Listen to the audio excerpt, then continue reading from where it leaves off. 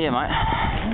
This is part 2 of the Bigfoot / paintball / Survivor Man excursion.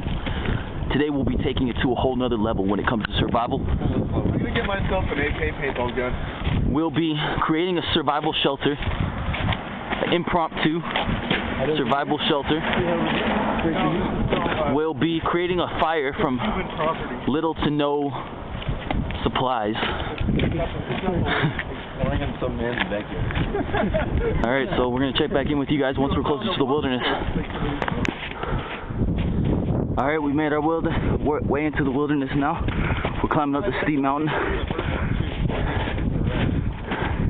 We're going to see how far we can make it in through this time. See if we can't set up a survival shelter. A little squirrel. Now looks like we got some tracks moving through here. We're on the look for Bigfoot exclusively. We're also going to shoot some paintball. Yeah, I know, this is where our hobo used to live. Old squinty-eyed John. Squinty, they call them. Alright, we're going to make our way up here and try to create a little survival shelter and show you guys how to survive. That's converted. See, we've been working on this survival shelter for about half an hour. It's your basic lean-to shelter. You know, it's very useful, easy to make in a survival situation like this. You got a cross beam going across in between 2 trees or whatever else you can find. We managed to find some rope, so that really helped out. Basically what you're going to do after you got your support beam going across is you're going to fill it in with branches. You can use twigs, moss, pretty much anything. I mean, this shelter is really going to increase your chances to survive out here. And once this is all filled in, you can pack this around with snow, create a wind barrier, and this will be filled in. You're just going to lay down underneath, and this will really provide some decent shelter. It only took about half an hour to make, so. If you can, you're going to want to lay down branches or moss on the bottom. That's going to provide lots of insulation so your body doesn't absorb the cold from the snow. So we'll check back on you in a little bit. Alright, so here's a little view of the wilderness that we're in. We've moved on from our shelter there. We're going to keep trekking northeast through the snow-covered mountains. You can see we're on a pretty steep ridge here. Alright, we're gonna... What? Yeah, we're gonna get to the top, hopefully. Keep moving on, see if we can find any interesting things for you guys. Most of the sightings for Bigfoot around here are far and found way down about 1.5 miles that way, so...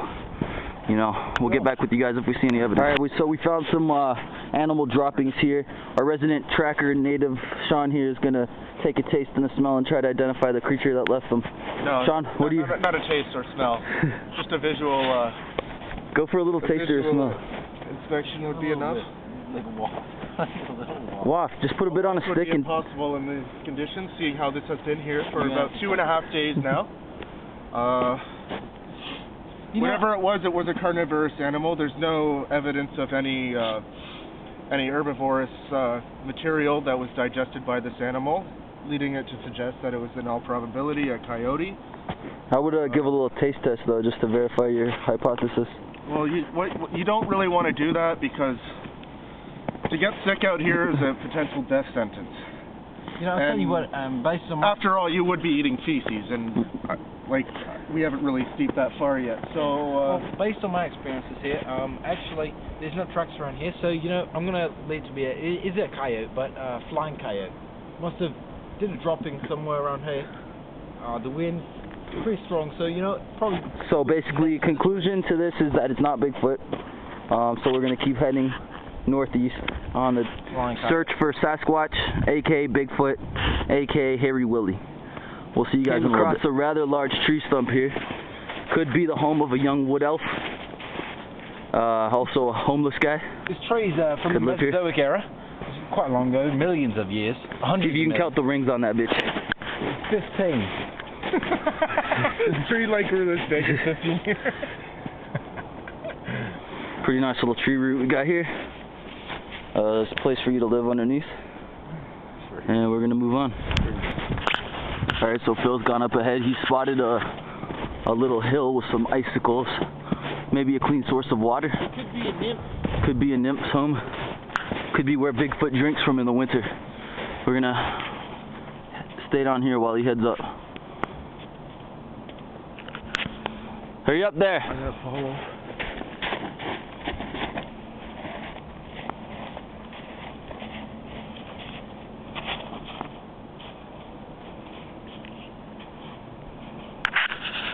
Yeah, so they're headed up the hill now. If you can see, I'll try to get a zoom, but it's a bit far. There's some ice waterfall, frozen waterfall up there.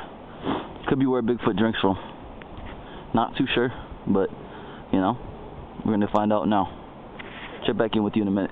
We're got Phil on tape here, man. He's trying to make his way. You know, the funny thing is, though, I needed one of these sticks, and then right here, so. The fuck was that? Did you hear that? Guys, we gotta get moving. Sean, did you hear that? Was that you? Yeah, I heard it. No! What was that?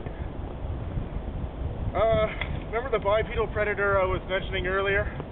Almost like an Arctic. Let's get serious here, man. There's no fucking monsters out here. I'm with you. There's no monsters out here, man. It's not a monster. Okay, everyone settle down. Let's just make our way up. It's obviously a fucking squirrel or something, man. Yeah, a fucking squirrel. The sun's coming in. The sun's coming in. We'll just get up there and we'll see where we can go from there. Look, I've been moving through these parts now for like the last 4 years. There are reports of these creatures. They got a long tail, very thin, but at the end there's almost 4 distinct feathers at the end. Sean, man, you're just hearing shit, man. That was clearly a squirrel or a fucking falcon or something. You're reading too much of those conspiracy theory things. I know. It's no conspiracy. Jesse Ventura. Anyways, man, let's make our way. I've seen tracks. I've seen carcasses. Jesse Ventura himself.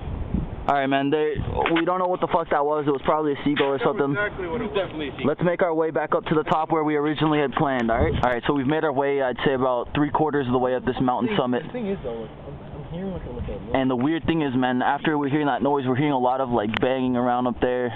We're hearing things being thrown. This isn't like a scary time to be, you know, it's like, what time is it, 5? Yeah, 5 or 6. So, you know, it's something crazy. We're just trying to get up there, but... Yeah, we're trying to figure out what's making that sound. I mean, it almost seems like something's throwing sticks at us. Up there is just fucking wilderness, man. There's nothing up there. Except probably about 17 miles of straight forest. So, we're gonna try to figure out what's going on around here. What the fuck is that? What'd you see, man? What is it? What? What are you talking... What is it? What was it? Man, don't freak me out over here, man. There's fucking... Somebody could be out here with a shotgun shooting at us or something. Yeah, the fuck was it, man? You never know, though. Fuck. It looked like Brock Lesnar wearing a fur coat. So you're saying you just possibly sighted Bigfoot? Where the fuck do you see it, though? I don't understand. Was it up there on the ledge? Not there anymore. It's probably tumbleweeds. Yeah, man, it was probably just fucking sticks. Alright, we're gonna try to make it up to the top and figure out what's going on around here. Weird, like, noises. I'm not sure if it's a bird or not, but... Yeah, we're hearing a lot of weird noises. Not sure if they're birds or fucking, you know, raccoons or something, bears. Well, it's a distant relative of a bird. Could be coyotes. Phil made his way up to this waterfall here. We hiked about a good 400 meters up this face of this mountain here. He's trying to hammer a way through what looks to be a frozen over cave. We're gonna keep looking around for the source of the noises. We'll get back with y'all later. Alright, it took a bit longer than expected. We're still having a bit of troubles, but we're slowly getting a fire started using nothing but sticks, stones, and rocks.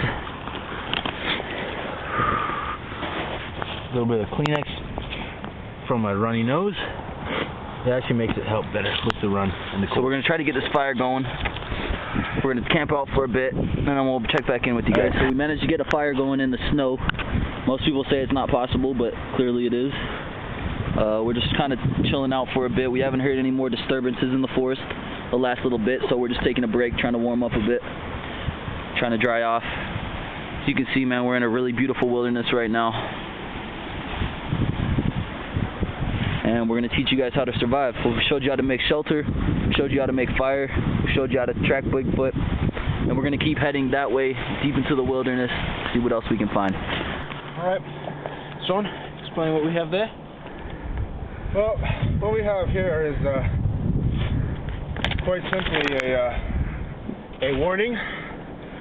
As you can see here, we got some animal material here, some feces left by some kind of intelligent predatory creature, and you know that it wasn't just a simple call of relieving oneself. No, this was left here to send a message. You can see how the moss here has been scraped. Now, if you look closely at the stool, it hasn't been laid here. It's literally been smeared here. And you notice the hairs of the... I can literally see hairs inside the feces here. Yes, that's what I'm getting at. The hairs inside the the animal's droppings here. Now, would that signify that he had a hairy rectum, or would that signify that he was eating hairy creatures? That's the point. This was from a hairy creature, and he wanted other. Well, I'm going to say other potential species, including Homo sapien. So this is basically a warning saying not to come near his territory. Exactly. And if I can remember correctly, primates are known for feces spearing and facey throwing. Yes, that is true. I mean, I'm not going to speculate that it is, in fact, the Sasquatch or Bigfoot, but, I mean, based on this kind of evidence, there are no primate species residing in this immediate facility. So what you're saying is we could have a Bigfoot on our hands. It's possible, like, That's what I needed to know. We're gonna go look for this motherfucker right now. Shit, man, what the fuck was that? What the fuck was that, man? Let's get out of here! Let's get out of here!